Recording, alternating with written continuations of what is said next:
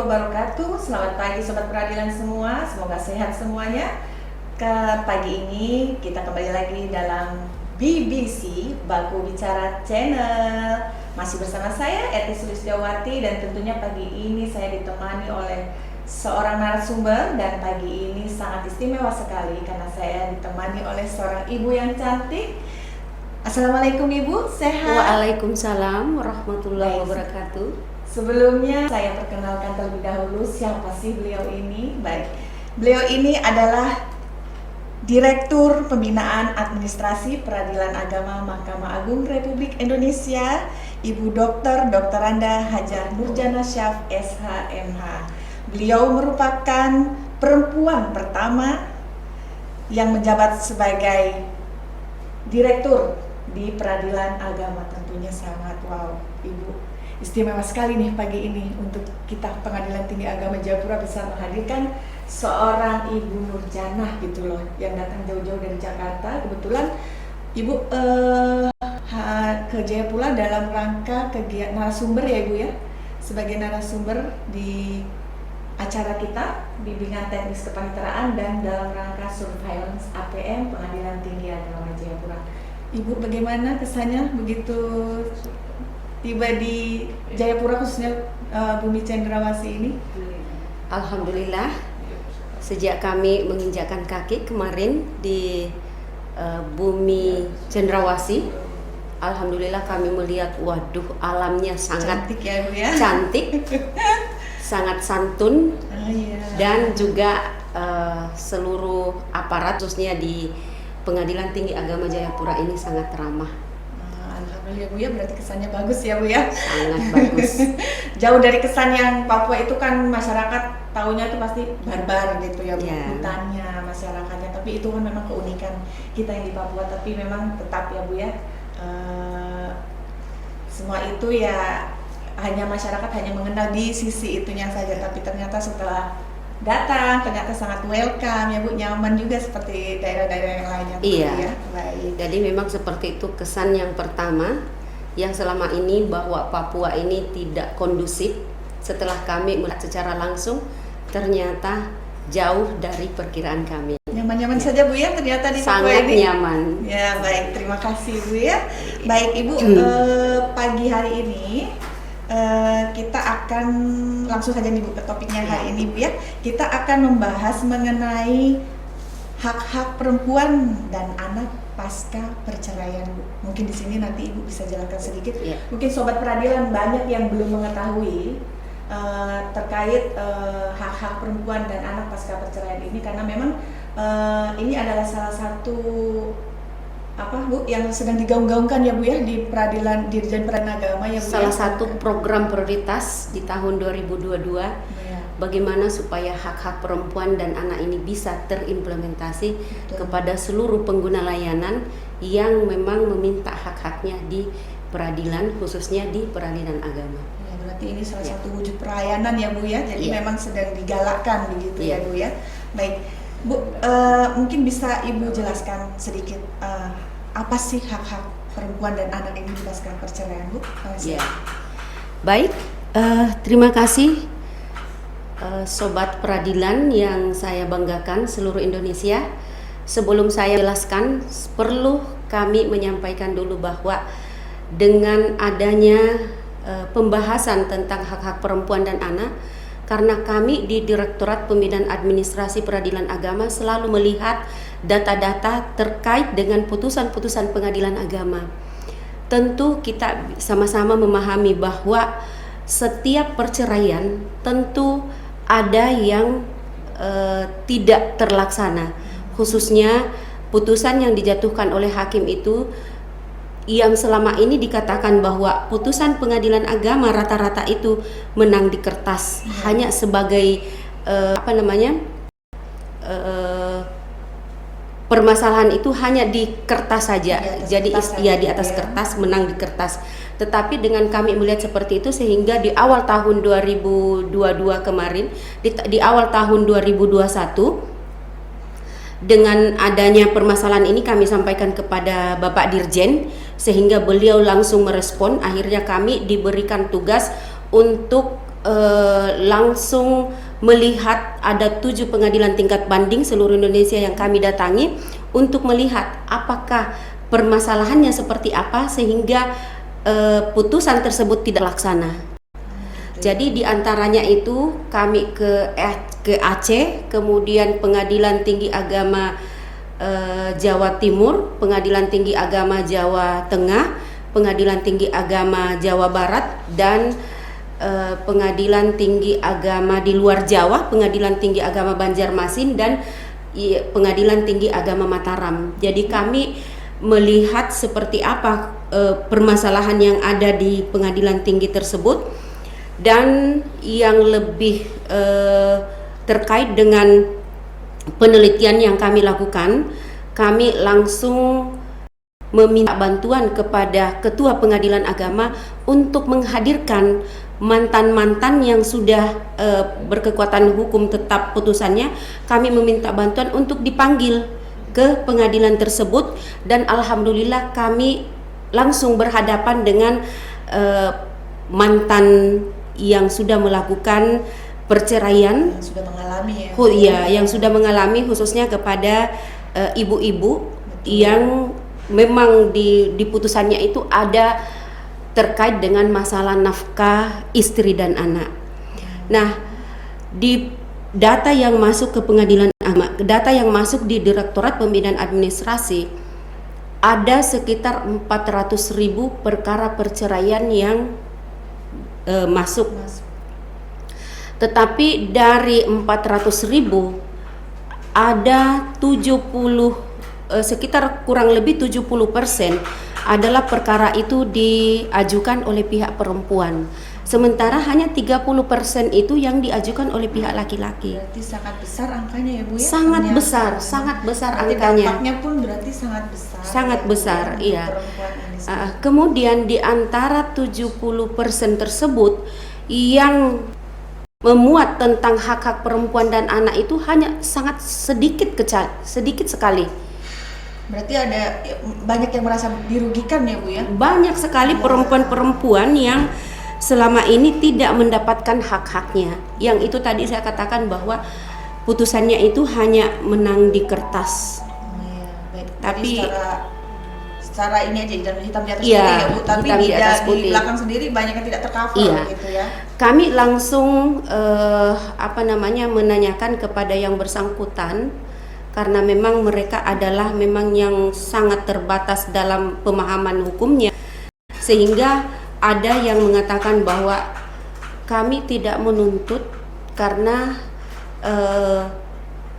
pihak laki-lakinya itu, sedangkan waktu kami masih bersama satu keluarga itu dia tidak memberikan nafkah, apalagi kami sudah bercerai. Itu yang pertama. Kemudian ada juga yang mengatakan sudahlah, tidak usah kami meminta, yang penting cerai kami ini bisa selesai. Kemudian yang ketiga, perempuan juga ada yang mengatakan bahwa suami saya ini sudah berulang kali saya minta, tapi dia sudah tidak mau karena adanya lagi dia sudah beristri lagi, jadi dia tidak peduli.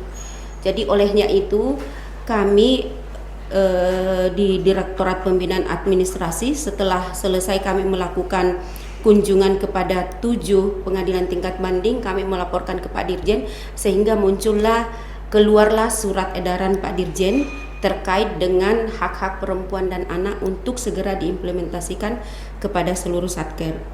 Kemudian Pak Dirjen juga dari awal beliau menjadi Dirjen Badan Peradilan Agama, beliau selalu mengatakan bahwa bagaimana generasi kita ini yang menggantikan kita nanti ini kalau kita tidak kuatkan dari generasi yang seperti itu, sehingga bagaimana dia menjadi manusia yang cerdas, bagaimana bisa menjadi generasi yang bisa menggantikan kita ini kalau dia tidak belajar, dia tidak diberikan makanan atau gizi yang baik, kemudian dia tidak diberikan pendidikan yang baik. Nah itu, apalagi kita di pengadilan agama ini, kebanyakan perkara yang kita terima ini adalah perkara yang memang dibawa taraf kemiskinan. Betul Ibu. Ya, makanya ya yang ada di masyarakat seperti itu ya. Jadi mungkin tujuannya adalah untuk melindungi hak-hak perempuan itu sendiri dengan melakukan riset atau penelitian secara langsung ya Bu ya. Dengan demikian nanti kedepannya hak-hak untuk perempuan ini dan anak tentunya masih tetap dapat dilindungi dan memang didapatkan oleh para pihak tersebut ya Bu, bukan hanya hitam di atas putih, karena kenyataan memang seperti itu aja ya Bu ya. Betul. Baik Ibu, tadi Ibu sudah menjelaskan tentang secara global ya hak-hak perempuan dan anak pasca perceraian.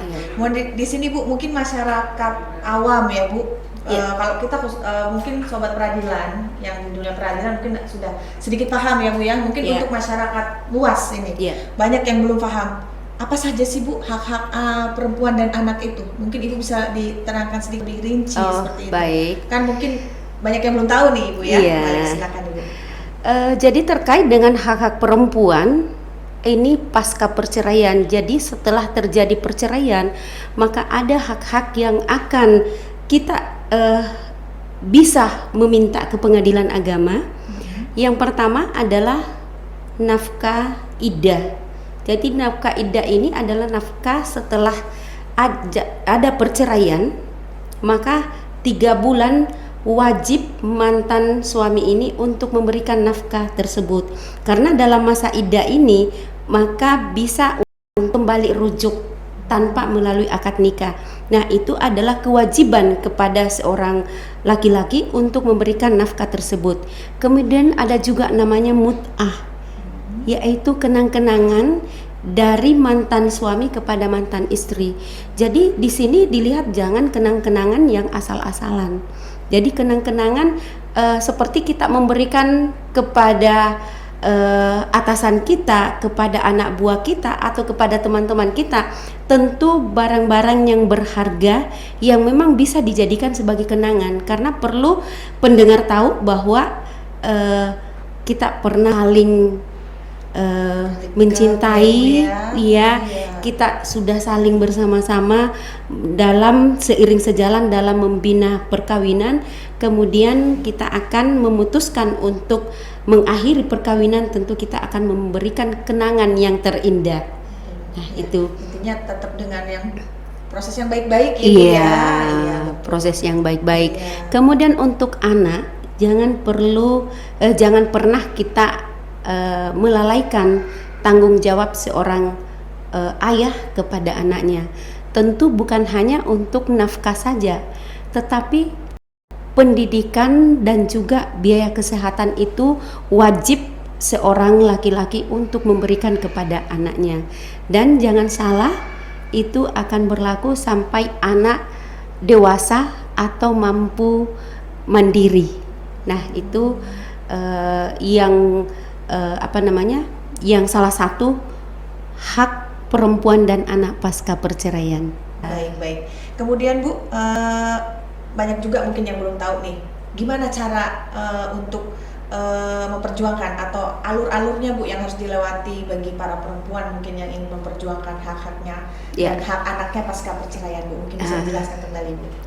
Baik, pendengar BBC yang saya banggakan, terkait dengan cara untuk mengajukan atau cara untuk meminta hak-hak seperti itu. Yang pertama, yang selama ini kami sudah menyampaikan kepada seluruh satker, bagaimana supaya dari awal gugatan, kalau memang permohonan atau gugatan itu diajukan oleh pihak istri, maka dari awal di dalam gugatannya itu sudah dimuat tentang pemenuhan hak-hak perempuan dan anak. Kemudian pada saat terjadi cerai talak yang diajukan oleh pihak suami untuk menceraikan istrinya, maka diajukan nanti pada saat persidangan melalui gugatan rekonvensi. Jadi mudah-mudahan para pendengar yang memang belum memasukkan di dalam awal gugatannya itu, maka bisa nanti diminta pada saat hadir di persidangan. Tetapi jangan sampai tidak hadir di persidangan. Kalau memang digugat oleh suaminya, maka usahakan datang memperjuangkan hak-haknya dan juga hak anak. Kalau memang karena biasanya perempuan itu tidak mau meminta hak-haknya, tetapi tolonglah hak-hak anak itu diperjuangkan di persidangan. Jadi kami sudah menyampaikan kepada seluruh speaker ini untuk bagaimana supaya dari awal permohonan tersebut diajukan.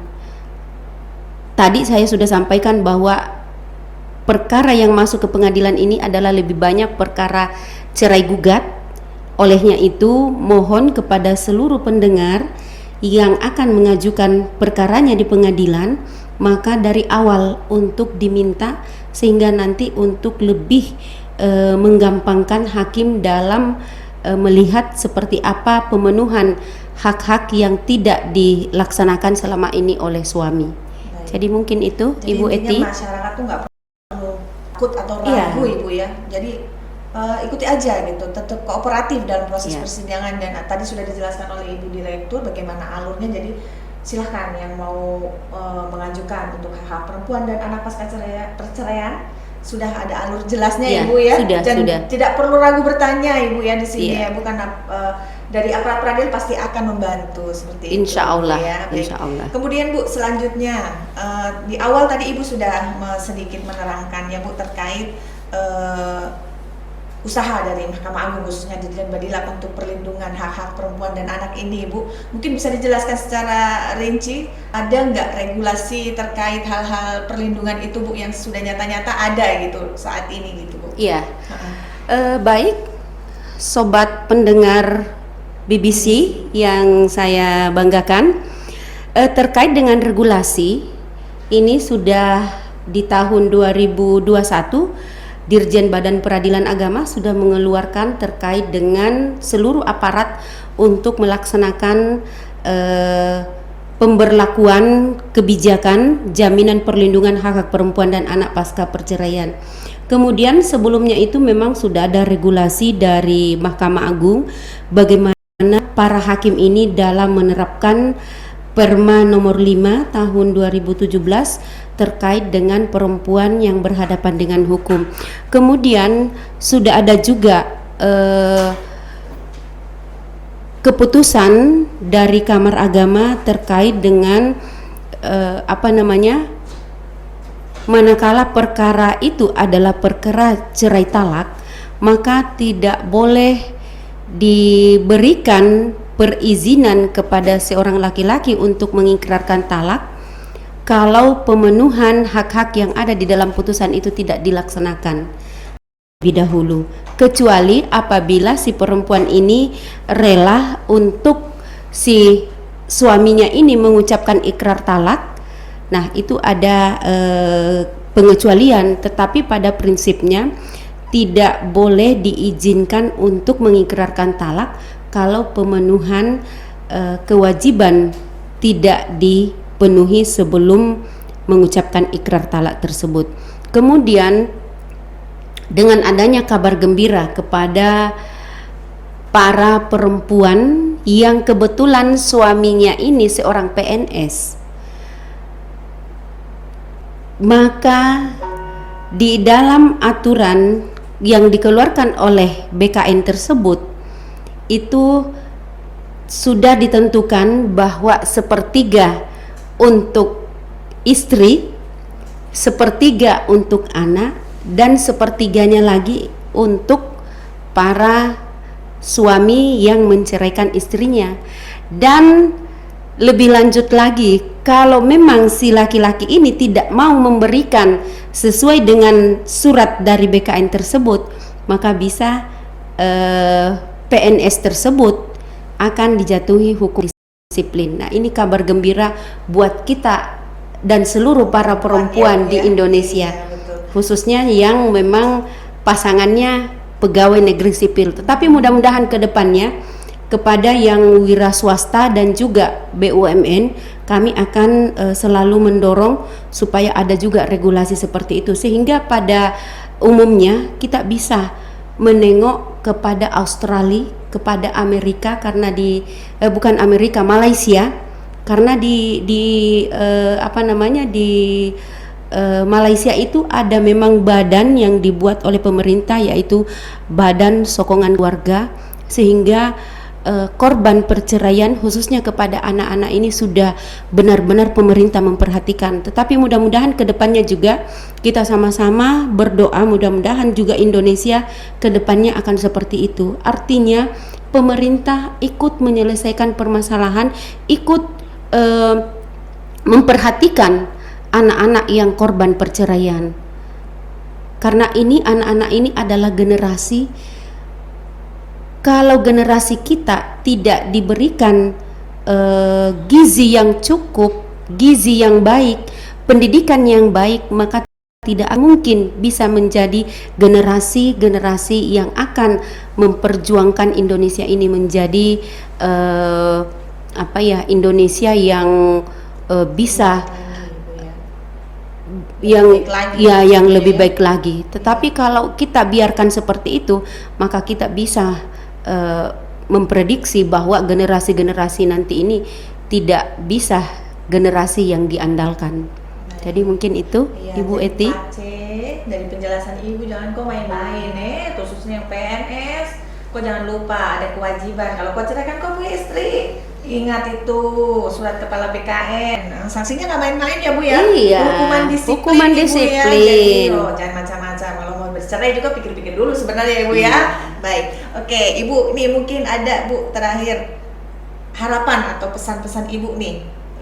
Kalau tadi untuk masyarakat. Nah, sekarang untuk ke aparat peradilan Bu di internal Mahkamah Agung nih Bu, mungkin Ibu ada harapan atau terkait pelaksanaan regulasi terhadap perlindungan hak-hak perempuan dan anak ini tadi. Begini Bu Eti, saya sangat prihatin dengan adanya memang permasalahan seperti ini, karena saya juga ini perempuan dan saya juga ini seorang pegawai negeri sipil dan saya ini hakim. Saya ingin menyampaikan kepada seluruh aparat peradilan untuk bersama-sama kita mendukung terkait dengan hak-hak perempuan dan anak. Kita bersama-sama bagaimana supaya benar-benar tidak ada lagi perempuan dan tidak ada anak lagi yang korban perceraian. Kemudian saya juga mengingatkan kepada seluruh aparat, khususnya kepada hakim-hakim, marilah kita sama-sama bagaimana supaya kita sebagai hakim ini menjadi hakim perempuan yang profesional, menjadi hakim yang dijadikan sebagai teladan kepada seluruh aparat peradilan. Kemudian saya ingin harapan saya sangat mengharapkan untuk keberhasilan kita sebagai seorang hakim perempuan, bukan hanya untuk di karir kita, tetapi bagaimana supaya anak-anak kita menjadi harapan kita ini supaya bisa juga berhasil, karena anak ini adalah generasi kita.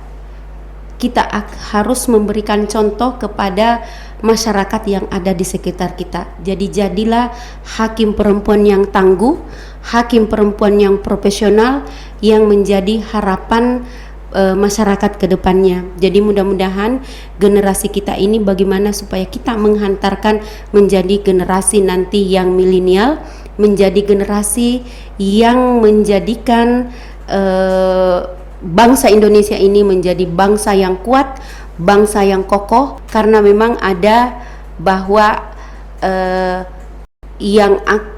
masyarakat yang generasi yang baik akan menjadikan bangsa yang kuat, bangsa yang kokoh. Jadi mungkin itu, Ibu Eti. Banyak sekali harapan Ibu ya, khususnya kepada hakim-hakim di sini, khususnya yang perempuan ya Bu ya, karena mungkin kembali lagi kodratnya perempuan itu ya Bu, kembali lagi sebagai seorang ibu ya Bu, yang merasakan bagaimana sih perasaannya, apalagi kena mengalami perceraian, bagaimanakah nasib dari ibu itu sendiri ataupun anak-anaknya semua bisa terjamin ke depannya Ibu ya, dengan semangat dari para aparat, khususnya hakim-hakim perempuan ya Bu ya, tetap semangat, bravo, semangat untuk hakim-hakim perempuan ya Bu ya. Kemudian wujudnya Bu gini sekarang, mungkin bisa dalam bentuk ada tindak lanjut atau sudah ada ketetapan seperti itu?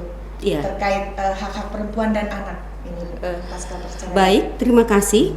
Kami akan menyampaikan kepada seluruh warga peradilan seluruh Indonesia bahwa dengan adanya kebijakan keputusan Direktur Jenderal Badan Peradilan Agama nomor 1959 tahun 2021 tentang pemberlakuan ringkasan kebijakan jaminan perlindungan hak-hak perempuan dan anak, juga seiring sejalan dengan adanya inovasi yang dikeluarkan oleh Direktorat Jenderal Badan Peradilan Agama terkait dengan gugatan mandiri, sehingga kedepannya seluruh layanan, seluruh aparat akan menerapkan tentang gugatan mandiri, karena di dalam gugatan mandiri tersebut dari awal memang sudah dicantumkan tentang hak-hak perempuan dan anak yang selama ini kita tahu, karena saya juga seorang hakim dan sudah sekitar 7-8 tahun ini saya sudah tidak memegang palu lagi,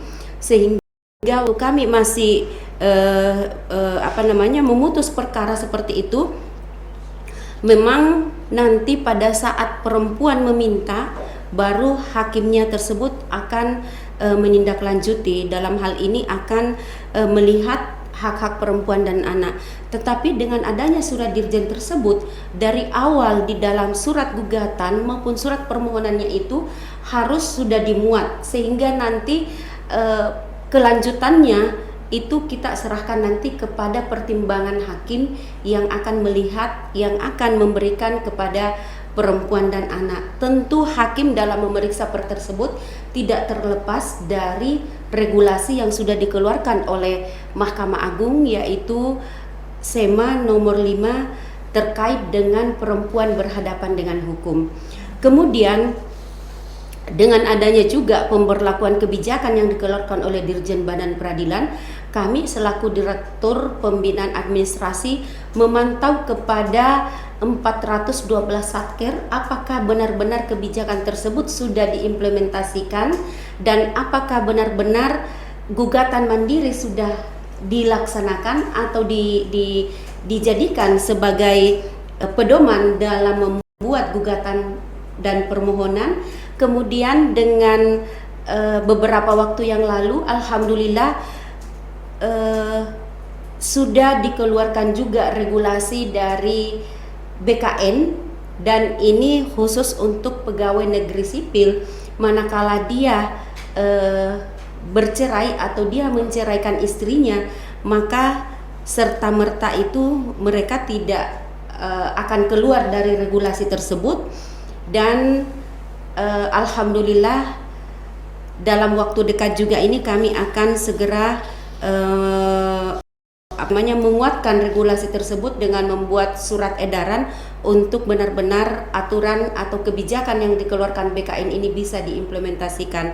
Nah, ini sangat membawa angin segar kepada hakim-hakim untuk bisa nanti menguatkan dalam putusannya terkait dengan hak-hak perempuan dan anak.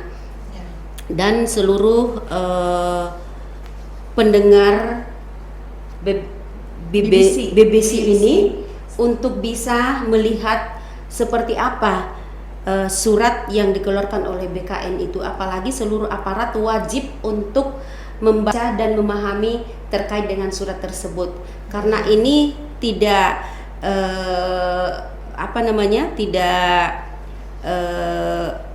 bisa kita lagi pungkiri bahwa pemerintah sudah mulai ikut dalam menyelesaikan permasalahan di masyarakat, terutama kepada perempuan dan anak. Dan mudah-mudahan dalam waktu dekat kami juga akan melakukan MOU dengan Kementerian Pemberdayaan Perempuan dan Anak. Jadi istilahnya di sini tidak ada kata terlambat untuk memberikan perlindungan kepada perempuan.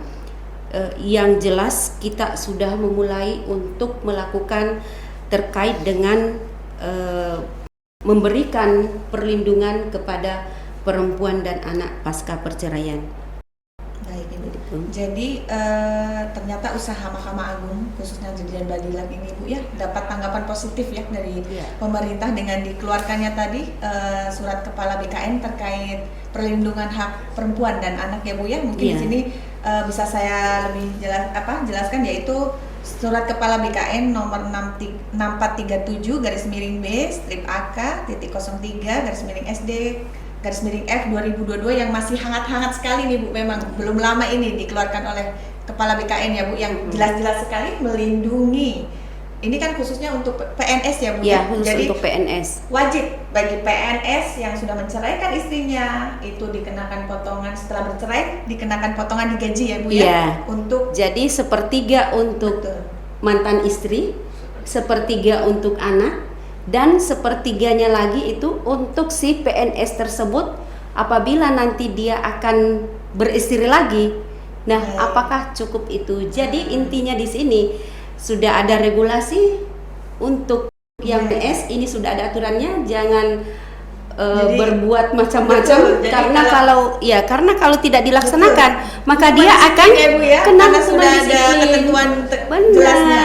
Jadi pace kalau kau mau bikin macam-macam kau pikir-pikir dulu sudah. Iya Ibu ya, begitu. Benar. Itu dulu sudah. Iya. Papa bilang begitu.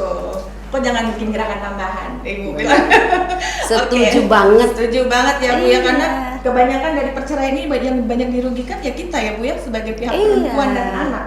Yang memang betul di atas kertas saja, tapi di fakta-faktanya ya ada yang ngalah, ya udah nggak dapat ini nggak apa-apa, yang penting saya cerai. Anaknya terkatung-katung atau bagaimana dan dia pun sendiri kesulitan ya Bu ya. Mungkin ini wujud dari apresiasi ya Bu ya. Memang alhamdulillah Bu ya. Alhamdulillah banget, dan saya akan menambahkan sedikit bahwa ini khusus untuk PNS, tetapi insya Allah kedepannya kami akan melakukan melakukan kunjungan atau melakukan nanti perbincangan terkait dengan yang bukan PNS, yaitu kepada pegawai BUMN atau swasta. Jadi mudah-mudahan kedepannya secara umum seperti yang kita sama-sama ketahui bahwa di Australia dan juga di Malaysia ini memang pemerintah sangat mendukung terkait dengan permasalahan seperti ini.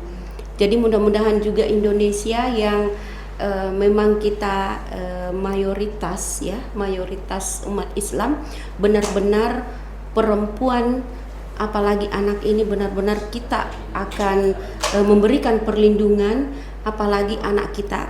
Siapa lagi yang akan memberikan perlindungan kalau bukan orang tuanya?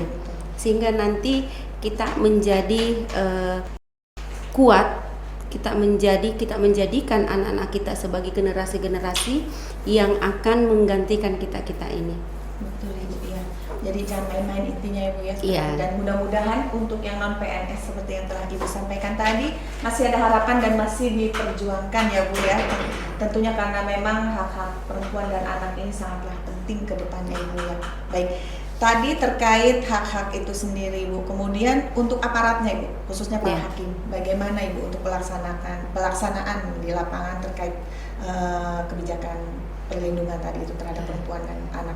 Baik, inilah yang tadi saya sudah singgung bahwa kita sudah punya regulasi dari Mahkamah Agung terkait dengan surat edaran yang bukan surat edaran ya, mohon maaf, tentang peraturan Mahkamah Agung nomor 5 terkait dengan perempuan berhadapan dengan hukum.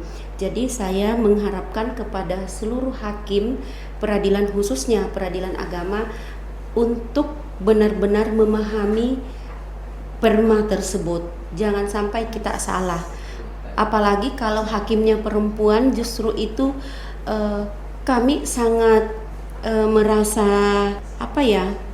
merasa terbebani manakala ada putusan-putusan yang dikeluarkan kemudian keluar dari perma tersebut.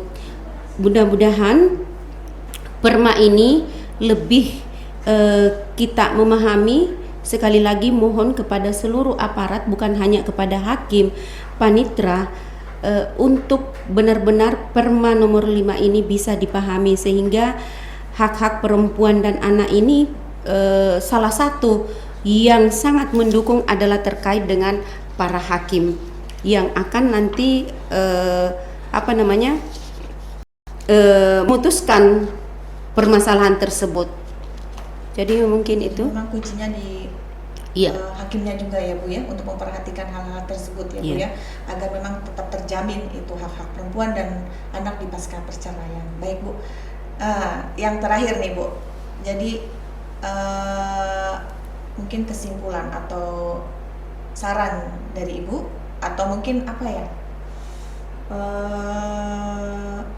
kemaslahatannya terkait hal ini untuk kehidupan masyarakat ke depannya gitu. Mungkin Ya. atau mungkin ada pesan-pesan Bu kepada sobat peradilan semua. Baik, terkait dengan permasalahan ini, jadi kalau kami di Direktorat Pembinaan Admin, karena kami selalu menjadikan sebagai program prioritas terkait dengan implementasi ini, kami sangat mengharapkan untuk kita bersama-sama, siapa lagi yang akan memberikan perlindungan seperti ini kalau bukan kita, dan tidak ada kata untuk terlambat. Jadi marilah kita bersama-sama memulai untuk benar-benar menerapkan surat dari Dirjen tentang pemberlakuan kebijakan, dan juga mari kita sama-sama bagaimana supaya kedepannya tidak ada lagi perempuan yang teraniaya. Karena tadi saya sudah gambarkan bahwa dari 400.000 perkara perceraian yang diajukan oleh pihak perempuan adalah sekitar 70% dari perkara tersebut. Jadi olehnya itu, mari kita sama-sama selalu saling bekerja sama terkait dengan tupoksi yang memang selama ini tidak maksimal, dan untuk selanjutnya nanti hak-hak perempuan dan anak ini bisa terimplementasi. Jadi mungkin kepada seluruh warga peradilan agama untuk selalu kita bahu-membahu dalam menjalankan tugas dan kewajiban kita, dan juga memberikan perlindungan yang seperti ini. Siapa lagi yang akan melindungi perempuan-perempuan kalau bukan kita? Kan kita harus sadari bahwa kita ini adalah terlahir dari seorang perempuan. Kita ini yang memang sudah berkeluarga, rata-rata punya anak perempuan. Kalau bukan kita yang melindungi, bukan kita yang memulai, siapa lagi? Kalau bukan sekarang, kapan lagi? Baik, sobat peradilan semua, demikianlah tadi bincang-bincang kita dengan Ibu Direktur dari Dirjen Peradilan Agama, Ibu Nurjana. Sangat menarik sekali Ibu topik pagi hari ini Bu. Tentunya banyak sekali ilmu-ilmu yang dapat didapat, khususnya bagi sobat peradilan mungkin yang selama ini kurang mengetahui tentang hak-hak perempuan dan anak pasca perceraian ya Bu ya. Mungkin dengan penjelasan-penjelasan dari Ibu semuanya bisa paham, dan memang ternyata sangat besar sekali manfaatnya ya Bu dengan memperjuangkan hak-hak perempuan dan anak ini. Baik, satu pesannya, Pace, kalau kau mau bikin macam-macam, kau ingat apalagi PNS, teramain-main, ya Bu ya, teramain-main Iya, Ibu sanksinya, benar. hukuman disiplin ya Bu ya. Baik ya, untuk yang masyarakat secara umum dari Mahkamah Agung khususnya Dirjen Peradilan Agama masih memperjuangkan Bu sampai Insya titik Allah. darah pun habisan ya Bu Tetap ya, kita karena hak perjuangkan. perempuan dan anak itu sangatlah penting ya Bu ya. Baik, terima kasih sobat peradilan semua. Ibu terima kasih banyak untuk kehadirannya. Mungkin ada sedikit kata penutup Boleh? saya. Boleh. Saya ingin memberikan semangat kepada seluruh hakim perempuan dan juga kepada seluruh aparat yang perempuan, karena kita tahu bahwa kita warga peradilan, seluruh warga peradilan, kita lihat sendiri kita khususnya perempuan ini masih sangat sedikit untuk menjadi pimpinan dan untuk bisa seperti saya. Dan saya harapkan ada perempuan-perempuan, ada hakim-hakim yang lain yang bisa mengikuti jejak saya ini untuk bisa nanti bersaing dengan kaum laki-laki. Semangat untuk para hakim perempuan, semangat, kuatkan komitmen kita bersama untuk bisa berkontribusi demi peradilan yang agung, demi peradilan agama yang berkelas dunia. Baik, terima kasih Ibu. Demikianlah tadi Sobat Peradilan semua perbincangan kita pagi hari ini dengan Ibu Dr. Andes Nurjana Syaf, SHMH. Mudah-mudahan dapat bermanfaat dan mengedukasi Sobat Peradilan semua atau masyarakat pada umumnya terkait topik kita hari ini, yaitu hak-hak perempuan dan anak pasca perceraian. Dan sampai bertemu lagi di topik-topik berikutnya yang lebih menarik lagi. Jangan lupa like dan subscribe BBC atau channel YouTube Pengadilan Tinggi Agama Jayapura. Kita tutup bersama-sama ya Ibu ya.